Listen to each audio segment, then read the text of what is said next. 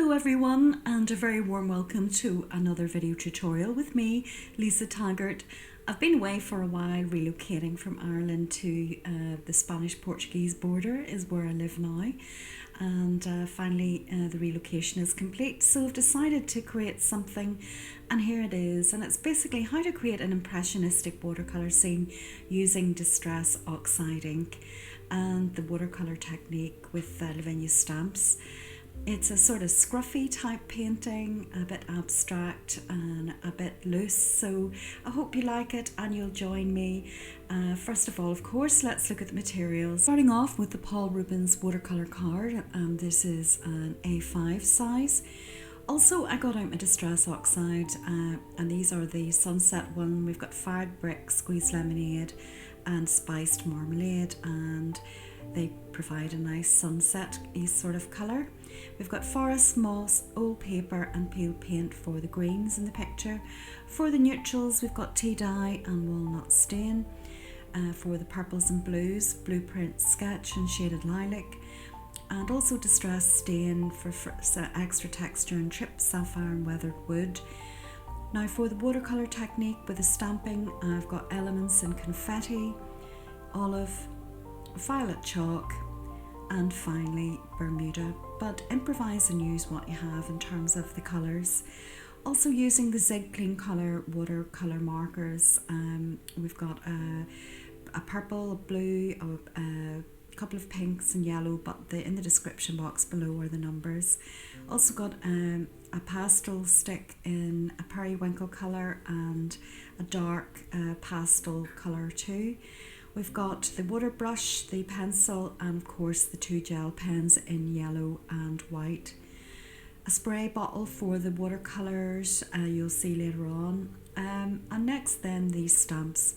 I'm using this one from the Lilium, which is beautiful. We've got Lilium Set, I'm using that one. Bellflower Mini, Small Lily Flourish, and also a trio of foliage stamps, Sage, Thyme and Dill, to add some texture to the piece.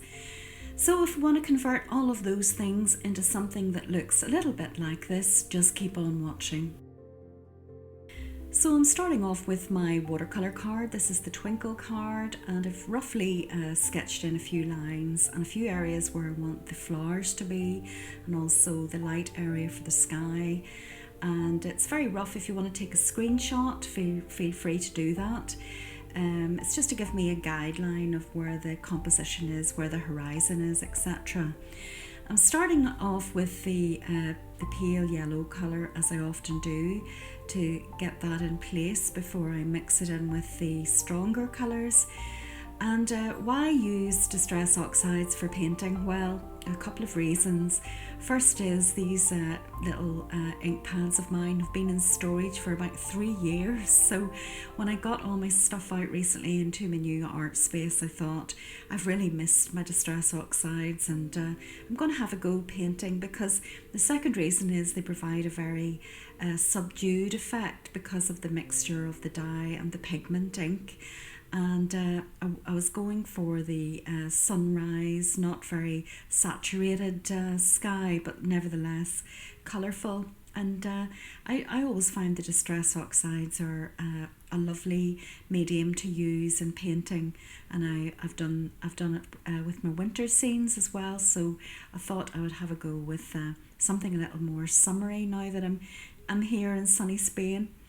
So as you can see, I've marked in the very pale yellow spot. I used my kitchen towel to dab some of it out. I keep doing that if it gets a little bit too strong. I'm adding small amounts of colour, and also all the while I'm pressing my water brush to release the water and slightly dampen the paper when I'm mixing the colours together. I'm trying not to place the colour down just on the dry card, making sure that I have a little bit of moisture for the colour to land so it blends a little bit better. And I'm just mixing it up and seeing what happens. It's surprising what you can do with a few ink pads. Anyway, I hope you enjoy the background process and the painting, and I'll pop in a little bit later on to explain a few other things.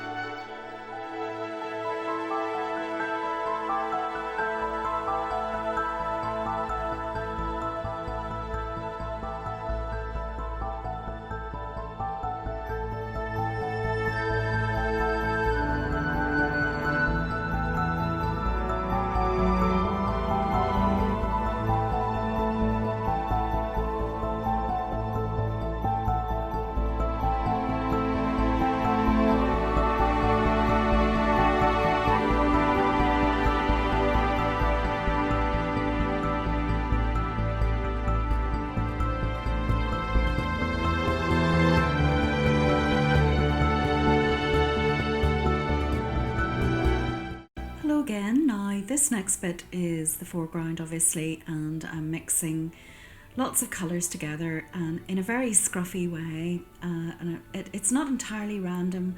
Down the left hand side we've got the sun above, and I'm therefore going to use more sort of acidy yellow tones, the whole strip down underneath where the sun is. And then to contrast that, adding sort of the blues and the darker greens over to the right hand side. But as you can see, my brush is kind of dry when I'm doing this, and I'm not adding too much water, although where I need to mix colours together I tend to squeeze it a little bit. And I'm letting the colours mix together on the card, and it is very scruffy, and I'm seeing just what happens. I'm looking for grassy texture which I can refine later, and also a bit of depth here and there for sort of the impression of deeper areas. And as you can see, I'm mixing the blue and green to get this sort of dark bluey green, and just scribbling basically is what I'm trying to say, and building it up, and then I'll enhance it later with other materials.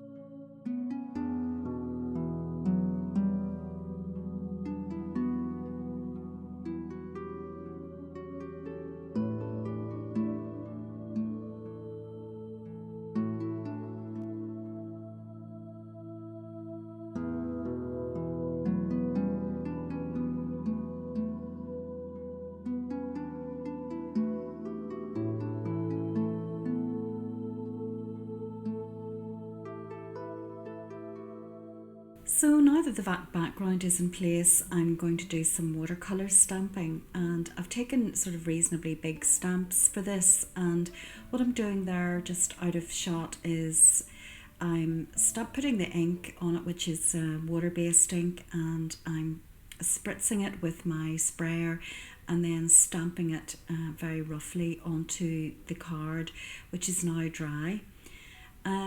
Now, as you can see, it's making blobs, but fear not, that's really what I'm after. I'm looking for sort of abstract flower shapes, which I can fill in later and adjust depending on how it looks.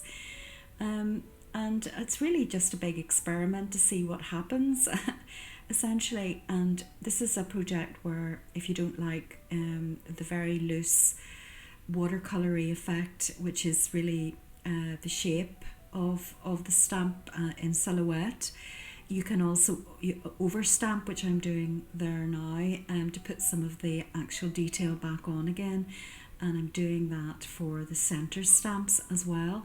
I think later on I do the foreground. Yes, I overstamp the large one in the foreground as well.